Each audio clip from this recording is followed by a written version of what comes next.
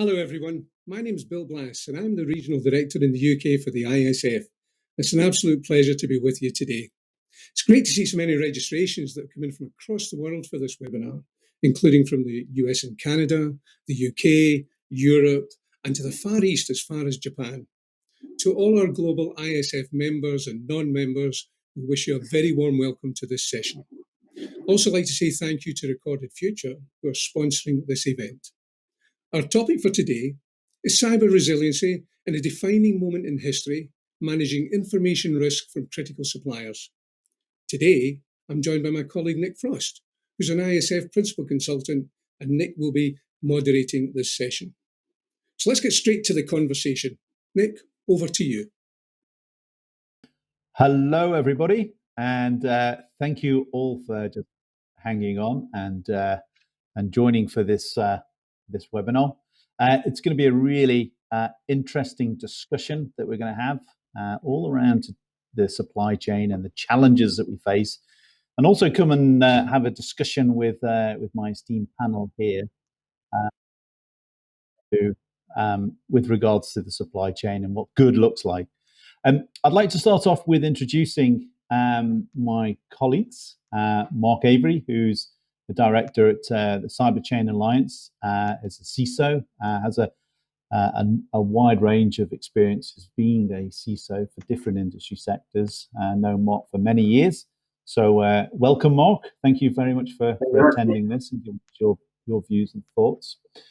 Also today we're joined by Steve William, who's the Audit Account Director for GSK. Again, Steve, I've known Steve for a number of years. Steve's been, I think you're still the UK chapter lead as well for the ISF. So Steve's going to bring a lot of his experiences, especially from an audit perspective around the supply chain. So Steve, hello and welcome. Thank you. And hopefully you can do it. Good. And then next in line is Richard. Richard Absalom. He's our Senior Research Analyst with the ISF. Richard's also recently launched a new framework, a new report to do with continued monitoring of supplies in the supply chain. I'm going to tease some of the thoughts and insights out into that report. It's a really interesting view in terms of how organizations can not just assess their supplies, but how they can continue to monitor their supplies and do so with a risk-based view of their supply chain. So, hello, Richard. Hi, Nick. Thanks, and morning or afternoon, everybody. And now we've also got David Soho, who's the product manager for Recorded Futures. David's got a vast experience around intelligence, threat intelligence for cybersecurity. And we're going to look at how that can play a leading role, especially for your tier one, your critical suppliers, and how we can assess the threat landscape across the supply chain, which is becoming a real key focus for any organisation that's using suppliers and wants to protect their supply chain. So, David, welcome. Hi, thanks for having me. You're welcome. So we've got this big challenge, and I say we as in everybody that's registered today, and of course, organizations, pan-industry, which is really geared towards how we can identify the key risks in our supply chain, and what good looks like in being able to protect our suppliers. And of course, you're faced with challenges that we don't always have if we're looking at understanding what security is in place on-prem, on your own data centers. So there are a number of sort of, hints and tips that we're going to tease out for this discussion that I faced in my own experience working in security functions before, and as well as our panel today. So I'm going to kick off with a number of key questions just to get the discussion started. I would encourage those of you to please place your questions forward to the panel, to myself. I will have a quick check of those questions and tease out the right ones that we think are applicable based on the narrative and discussion that we're having. So I'm going to start off, I think, Richard, I'm going to pose this one to you. So large organizations, or any organization of any size really, is going to have suppliers, but the large organizations are going to have a vast array of different suppliers. So where do you start from in terms of focusing the efforts to understand, what are your most critical suppliers? How can you approach and assess the risks to those suppliers that are providing, a range of different services in a pragmatic manner? Yeah, thanks, Nick. Good question to start, and tough one to answer. It's you're right. The members, when I talk to ISF members, I think something like 16% of them had 20,000 plus suppliers. So it's clearly a really big, complex situation we've got here, and there's no way you can possibly kind of keep a really close eye and do really in-depth assessments on 20,000 plus suppliers every year.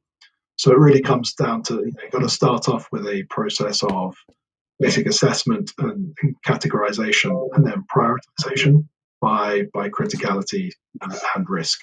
So some suppliers might be those that are most critical. Those could be the ones providing your core applications from an IT point of view, but depending on the industry you're in, if you're in kind of manufacturing or oil and gas, logistics, anything like that, it could be key part suppliers. So which are the most critical to the business, and then what actual information do they have access to? So it's looking at criticality and risk. So always look at what's the impact to your business if their information or information you share with that supplier is affected. So that's the high view. Of course, it's easier said than done when you've got that many. But that kind of basic, you could call it a triage approach, needs to be the start. Yes, fine. Okay. And Steve, from your side of things, how do we, what is I suppose a simple but fairly objective way of assessing criticality? Because as Richard said, organizations have this number of suppliers and it's not well resourced. How can an organization take a pragmatic view with sifting through those and getting a quick idea of, who holds the keys to the kingdom, if you like? Yeah, it is quite a job when you've got several thousand. I mean, the sort of framework I always defer to is the CIA triad: confidentiality, integrity, and availability. Now, availability is forefront of my mind just now because one of the biggest threats we have is ransomware, and so many companies have been hit by that. So in terms of triage and priority, one thing I look at is if this supplier were to be locked out and we could not get access to the data, what would be the business impact for us? Is it going to stop production lines? Is it going to stop clinical trials, for example? So that is really is understanding the business process that is depending on that supplier. And similarly with the confidentiality, again, data privacy, especially the most sensitive personal information, say health-related information. I think, well, who has got their hands on that information? And it always starts with the actual business service using the supplier. They're the ones who will determine the criticality and the impact of something bad happening. So to really sort of crack this problem, you do need to embed certain risk assessment practices within the business as well, to the people who actually own the contracts and manage the suppliers. The supplier selection really needs to have quite a robust but not too complex risk assessment process, which will start the triage. Okay. So Marc, hearing the views there, it seems that this triage approach is going for a sort of a simplistic, maybe a light way of risk assessing, but clearly driven with a sense of the criticality of the supplier to the organization. Just thinking about the threat perspective of suppliers, is it right, if you like, for the recipient, the organization that's getting that service to carry out their threat assessment on the supplier? Should it be one that involves the supplier, so you get a collaborative view of what you perceive to be the threats? Any thoughts around how we could go about coming up with that threat landscape, if you like? So I agree with everything that's been said. There's one thing I want to say first before we move on, is that we shouldn't be under any illusion that this is easy to do. I think every organisation should stop and recognise that supply chain management is complex. And one of the reasons that it's so complex is because, as with people, we're all different shapes and sizes, right? We have different objectives. Your suppliers have different priorities than you might do. So as soon as we start to realise that, we start to recognise that actually it's not as easy as we think, and we can't just put a standard clause in a contract for every supplier and expect it to deliver the same results, because it won't. So once you get past that, and you've talked to your board about that situation, you can start to get traction. And I take Steve's point completely, that actually there's somebody in your business that is responsible and accountable for every service that you provide, and they should recognise the CI and A requirements of that service. If the priority is indeed availability, then they will absolutely put the availability of that service over any security requirements related to confidentiality, for example. And you have to recognise that, and sometimes you can't argue with that fact, but you have to understand it in order to advise on the relevant requirements that need to be done for that supplier. So in terms of threat, sorry, Nick, go on. I was just going to say, to answer your question directly, in terms of the threat landscape, and should we be responsible for understanding the threats within our suppliers? Absolutely. I think one of the key things that's apparent at the moment, one of the most prevalent ways of affecting an organisation is through ransomware. And you have to assess the likelihood of your smaller suppliers who are running your critical services, and whether or not they're whilst you might actually feel quite secure about your controls that you have in place and your phishing awareness for your staff, actually, you should be expecting the same from your critical suppliers, having done that initial assessment. So I think, I think once you've done that baseline assessment, understood your critical suppliers in as best a manner as you can, but with 20,000 suppliers, that's really difficult. But once you've done that, you can focus on the things that are actually relevant. And as we know, phishing and ransomware is prevalent at the moment. And so, if anything, I would focus attention on those kind of threats, understanding the controls that are in place, and the assurance, most importantly, from those suppliers that those controls are actually working effectively. Okay, all right, thanks. So, David, given the threat types that are being highlighted here, and it seems to be quite clear that first step is understanding criticality from a business perspective, so that it gives you a better idea in terms of where you need to target your investment of time and energy to those suppliers. And then the next step seems to be very much along the lines of to help define or better define those controls in place, understand much more about the potential threats to that supplier. I'm just wondering whether you can comment on that from a threat intelligence perspective and give us an idea of how to monitor threats in a supply chain that may not always, be as transparent or willing to share such information with the organization. Absolutely. So just to echo the sentiments of my colleagues here, categorizing companies into what I like to call tiers, tier 1 being the most critical, tier 3, 4 being the least critical, is absolutely important. And one of the pieces that I want to highlight is you want to focus how many companies or what percentage of companies align to tier 1 based on how much resources that you can actually spend towards evaluating, monitoring, and assessing those types of companies. As we all know, the supply chain is much bigger than what we have to actually spend and use and actually assess those different companies. And so what we would all love to see is a technology that can dive into that threat landscape and provide an automated type of visibility, so that we don't have to spend a lot of time trying to fill out the questionnaires, trying to fill out the assessments as a first pass. But that's actually our second step in our prioritization queue to say, there are threat indicators for a particular company. They align with my tier 1 categorization. I need to spend resources to mitigate risk here first.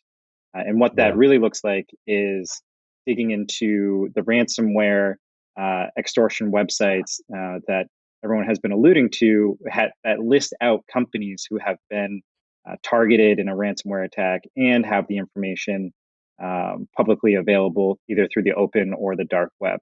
And gaining that insight is critically important because it allows a data-driven conversation that can point to an objective truth rather than a subjective, oh, no, we don't have ransomware attacks. We, obviously if they knew about it, they would try to do something about it. Yeah. Okay. All right. Thanks. Richard, if I can come to you, back to you. So, what we've heard there is there are some challenges that organizations will face with suppliers. They may not be as transparent as we want them to be, whether it's they just don't have the resources available. But clearly, suppliers, especially the big players, could potentially be a key target.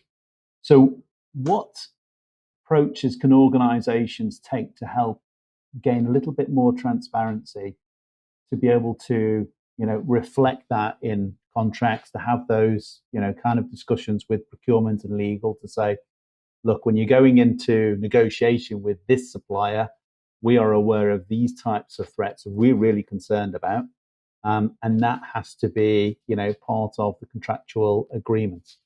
How can organizations get that transparency?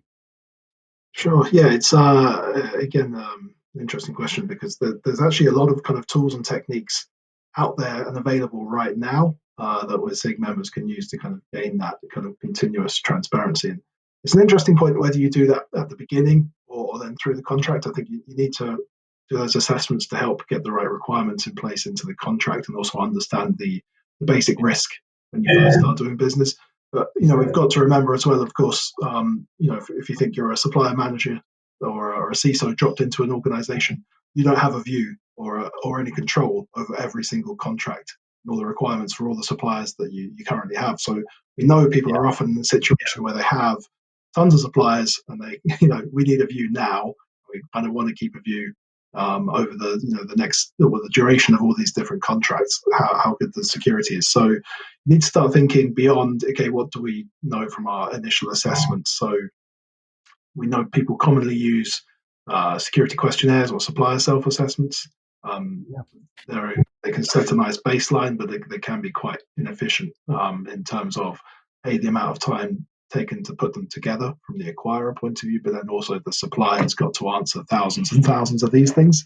So we've looked at there's some interesting organizations out there that do things like provide kind of central repositories for contracts and for self-assessments. So you can go in and look up the assessment of any particular supplier. And then from the supplier, they only have to fill that in once, so it speeds up that process.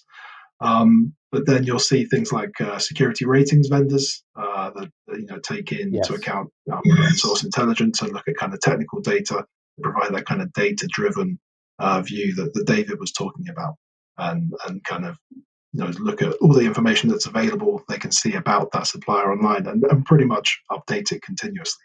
Now, obviously, there's some limitations to those kind of things because they don't get that kind of in-depth view. They're not going to peek behind the network, for instance, and really look at security arrangements, but they can give you an idea of the supplier security arrangements from the outside. So there are a whole bunch of different tools. So I quite like that. So that open source intelligence, for a better word, is actually starting to help organizations make a better informed decision, which is really what ultimately is needed. It's what we do internally when we do our own risk assessments anyway. Okay, Steve, if I may turn to you, I want to just I suppose understand a little bit more about how you think COVID has changed the picture in terms of supply chain and associated information risks.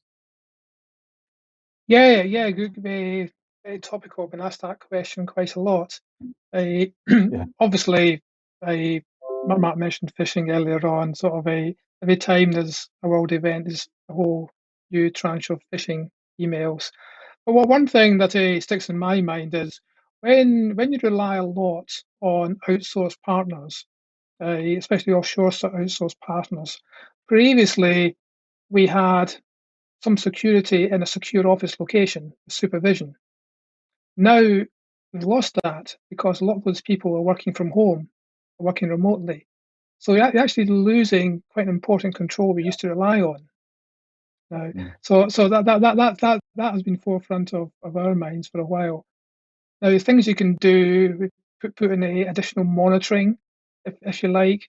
But I do worry about the threat of unauthorized people processing our transactions, getting into a network through password sharing or password compromise of some sort. So that is one thing that's a forefront of my mind, and we rely a lot on outsourced services. Okay, all right. And David, if I might bring you, from your perspective, what are the key changes that you've seen in the threat landscape? With relation to Absolutely. COVID? Yeah, as Steve mentioned, COVID has changed the way that we work. Most of us are no longer going into the office, so the security controls that we have set up in the office no longer apply. All of our devices are now connected to home networks, and without a great asset inventory, we have no idea what's connecting. The VPN is now open, and having two-factor authentication is critically important.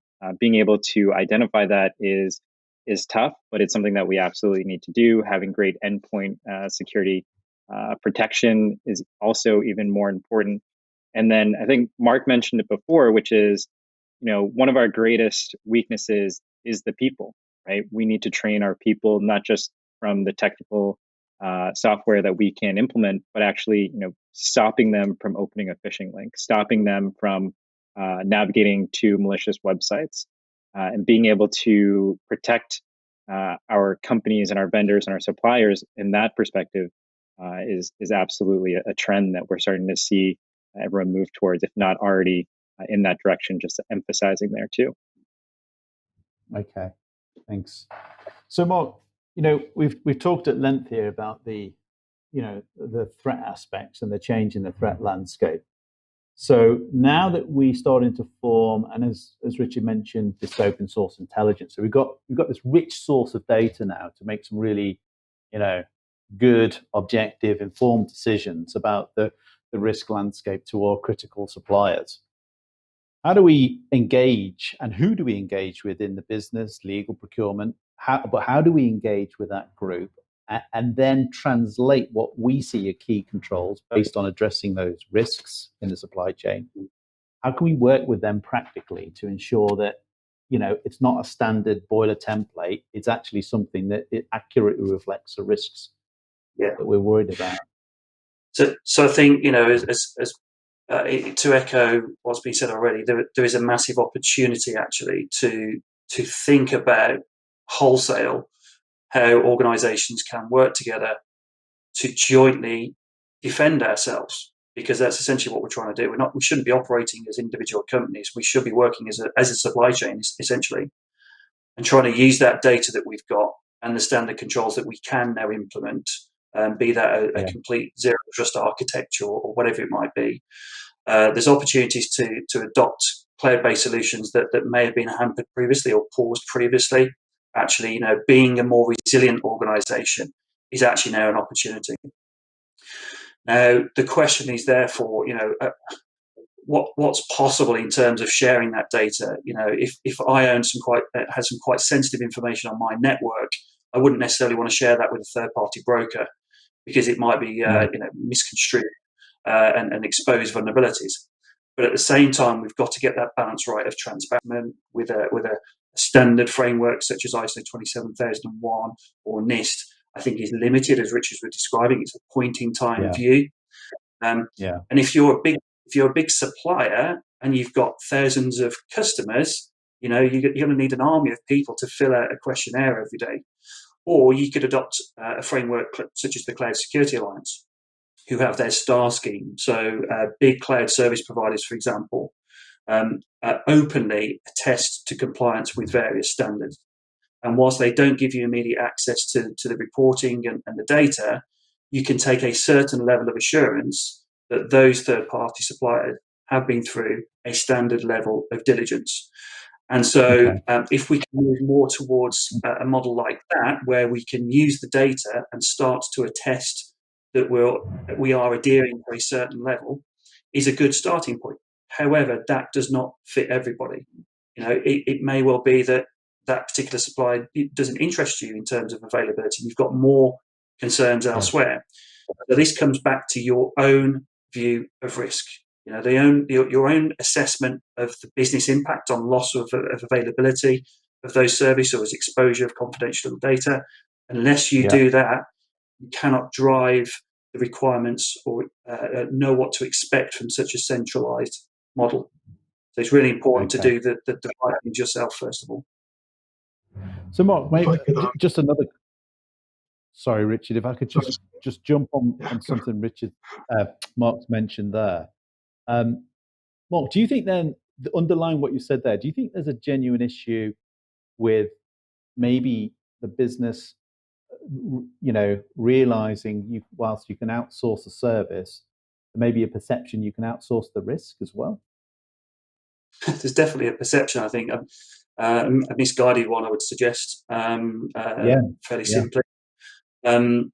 You cannot transfer that risk to an organisation just by using a fairly simple clause in a contract that's fairly high level, such as be compliant or certified to ISO 27001.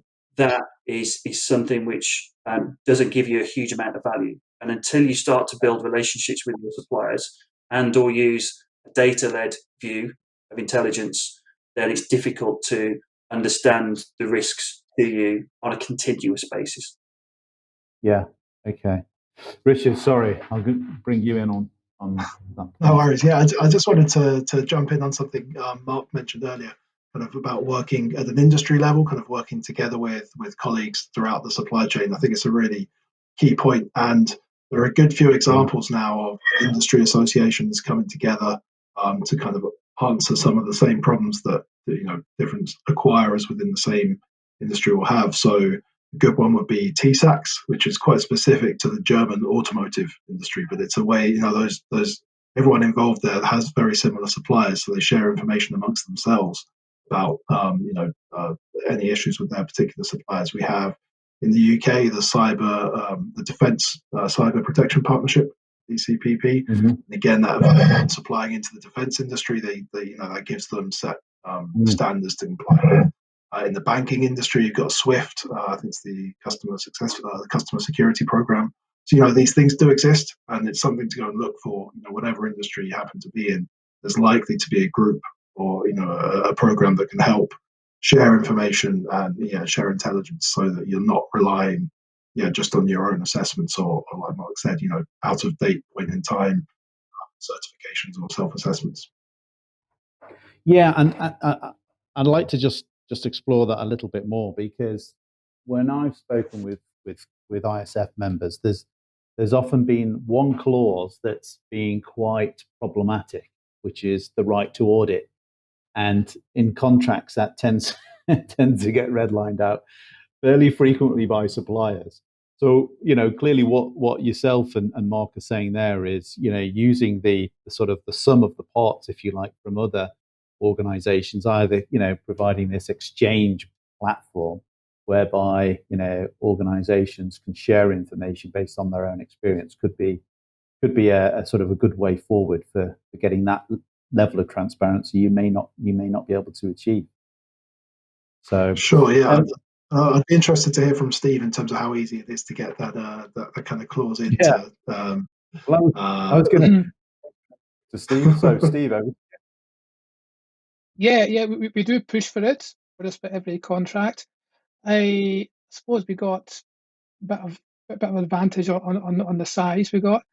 Now, some suppliers, Microsoft and Google, they're not going to allow us to audit them.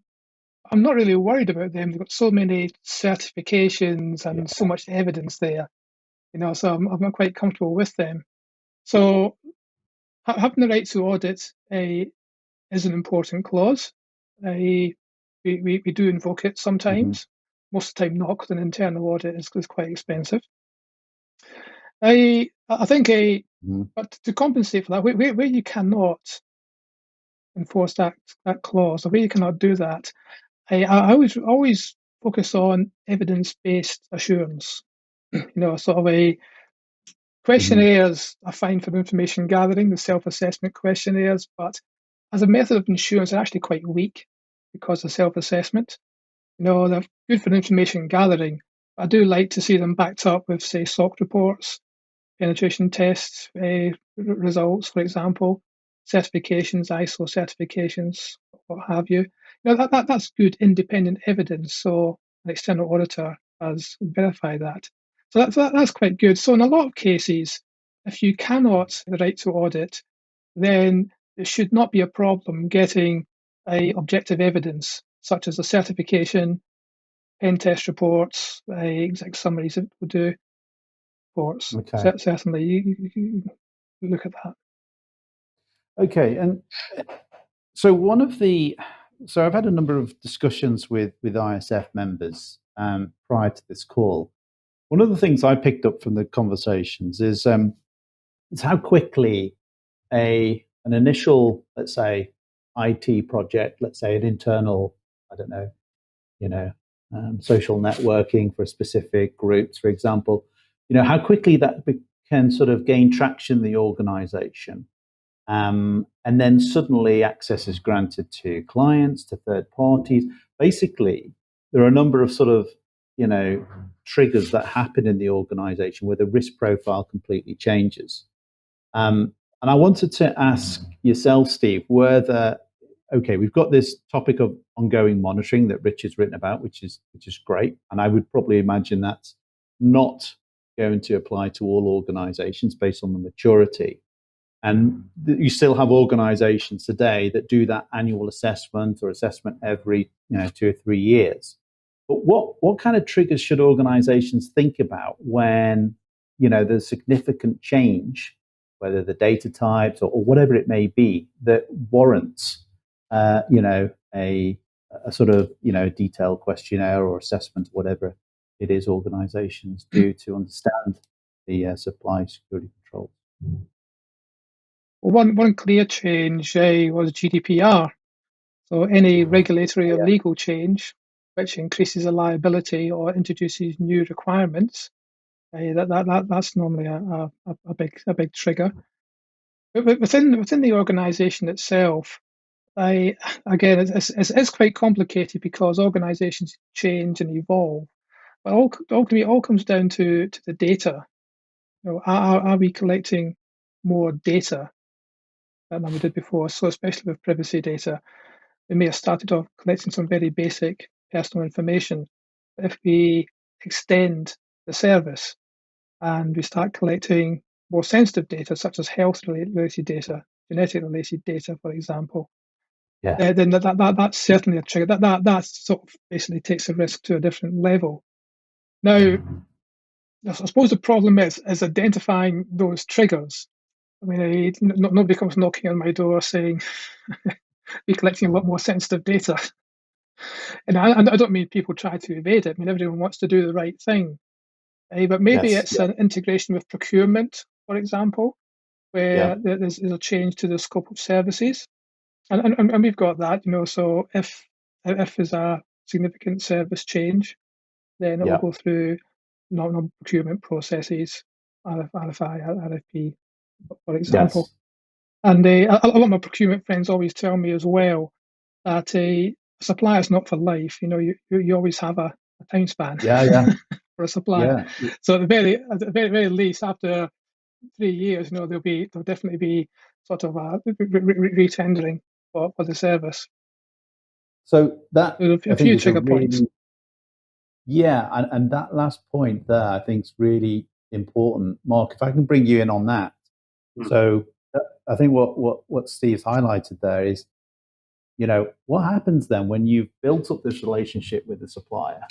They've got a huge amount of your information, and then you need an exit strategy. How can you manage that if you want to shift that service to another supplier? So I was fortunate enough to be at the design stage of a UK critical national infrastructure program. Okay, and so we had the opportunity to do that right from the start. And so the governance, the associated security governance was built in from the start, so that every change has a knock-on effect in terms of the requirements and the governance for that particular change. And it actually did include the clauses related to exit strategy. So there's no way that you would be able to accept a new solution without the right design, the right assurance throughout the maintenance of that, and the solution and service itself had an exit strategy. And that's governance. Now, that's not always possible. I appreciate that.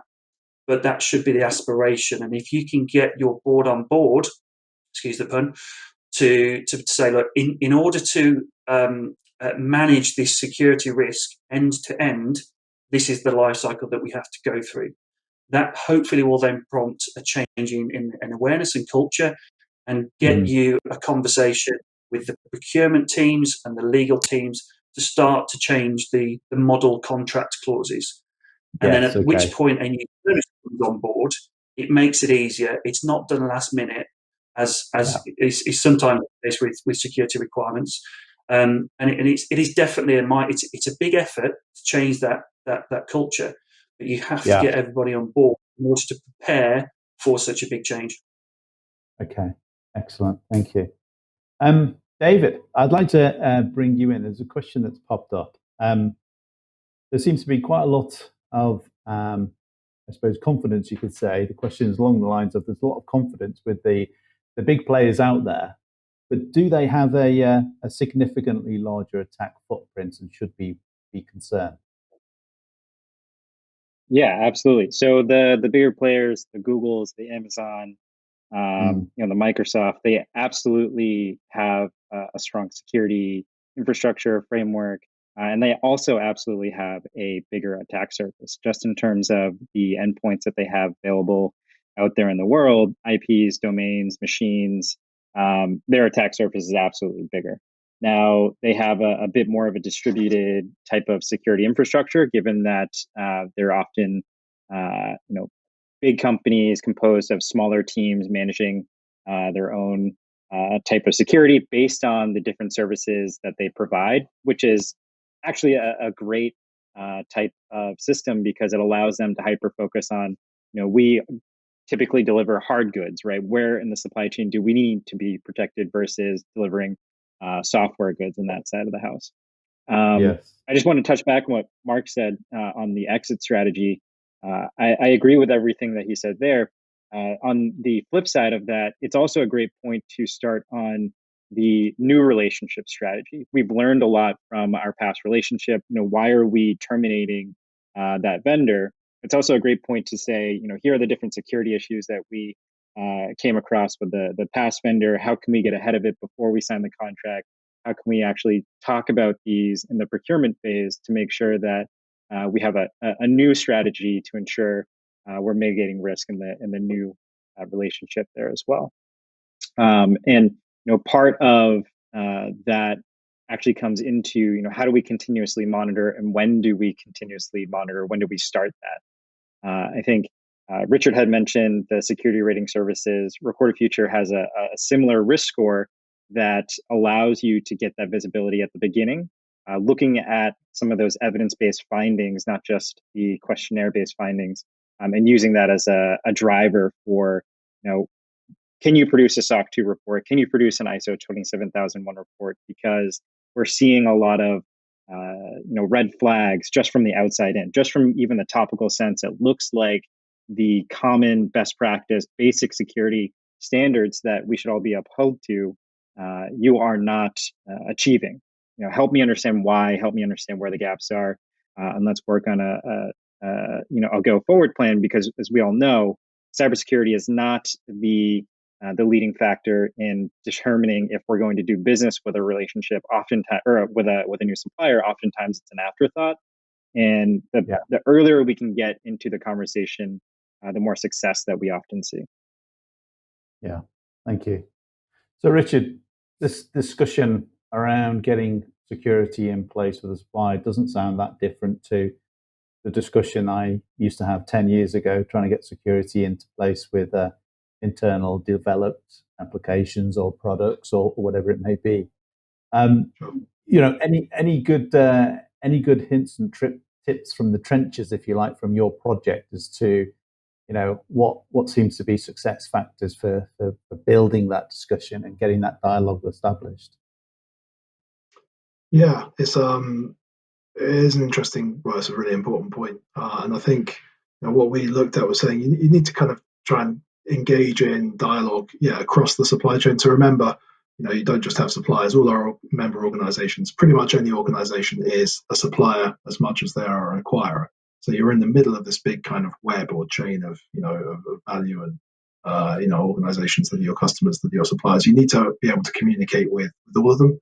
What we've seen, I think, in some of the more mature organizations is probably driven from the procurement team or the risk and compliance team, probably rather than the InfoSec team in particular. You might have someone like a relationship manager or a team of relationship managers who are looking after kind of all aspects of a supplier relationship. So it's on them to understand the security requirements as much as all the other kind of nitty-gritty of the everyday relationship and procurement activities. So having someone kind of a dedicated person in place who maybe manages 5 or 6 different critical suppliers, depends on the organization. Having that one kind of central point of contact who can communicate between all the different teams within their own organization, but also with their counterparts at the supplier, can be really helpful. Yes. And where that really comes into play is when we think about resilience and this idea. We know supply chains present a large amount of information risk. We know the bad guys are deliberately going through supply chains as an easy kind of backdoor into some organizations. So you're never going to stop these attacks happening. There is going to be incidents. It's just not something you can take. You can put all the different contractual requirements you want in place. You can have as many arrangements, security controls in place. Something will always get through. So the question comes down to, how do we build resilience? How do we recover? How do we respond? And having that kind of personal relationship, that level of trust with the supplier in the first place, helps to speed that up. They're more likely, if they've had an incident, if they know they've got someone they can trust within your organization, they're more likely to give you information about the incident, what's happened. We'll fill you in quickly. What can you do about it? So I think it's that kind of, we've talked a bit about the technology and all the certifications and the data-driven assessments you can do, but you can't neglect that kind of human touch of actually having personal relationships within your key suppliers. I think that's a good point. And that fact that maybe we don't always incorporate, the strength of that personal relationship with the supplier as part of our, part of our assessment of, different suppliers in responses to an RFP or an RFI, for example. Absolutely. Okay. Yeah, and you have to remember, just one last thing, sorry, you kind of have to remember, you can't necessarily do that with 20,000 suppliers. So again, you have to concentrate this down. You have to understand who those critical suppliers are and work on them, because it's not going to be practical to do that with all your suppliers. Sure. Okay, so we've got a number of questions coming through, which is great. Please keep them coming. And just as a quick FYI, if we don't manage to get through all these questions, what we will do is capture them and provide a response and send them out. So, first question. I'm going to read this out as it's been written. So, compliance to standards and external audits are good to assess the baseline level of security profile of a vendor. However, being clear on the functional requirements, implement and monitor elements like interfaces, integrations, access points, etc., becomes equally relevant in the supply chain. Good point. How does the panel look and assess these requirements? Marc, I don't know if you've got all that, but your views on that? Yeah. I totally agree. And I think this comes down to the continuous assessment point, in that there will be lots of indicators within your governance. So, operationally, are you meeting your KPIs? But also within the technology. And it's really understanding what those key indicators are that will allude to any increase or decrease in the likelihood of a particular threat occurring. So I think it is absolutely within the design of any application, infrastructure or service, that you talk to the development team or the business owner about what actually happens when it goes wrong, and work back from there and say, look, how can we prevent this? How can we detect it? And how can we respond to it, as Richard mentioned, is in accordance with the NIST framework. Talk to them about those things, and just make sure that the service is resilient in its total sense. And that goes all the way through to, what would you do if that API wasn't available? What would you do if you lost the data? Have you got backups? So understanding at the minutiae level, where things can go wrong, and don't expect that the senior leader from a security perspective in an organization can have that conversation. Define the outcomes to the development team and say, look, this is what we're trying to achieve. Come back to us and give us some assurance that you've made that service resilient. Okay, thank you. David, I've got a question I think I'd like to pose to yourself. So how do you verify that Chinese walls exist, or if Chinese walls exist within your suppliers when they might very well support your rivals?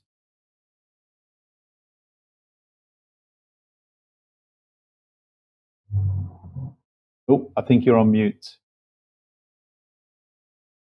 Do you have any more context in terms of what you mean by the Chinese walls? Are we referring to the firewalls?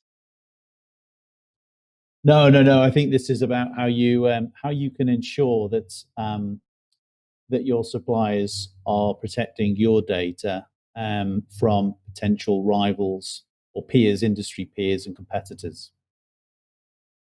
Gotcha.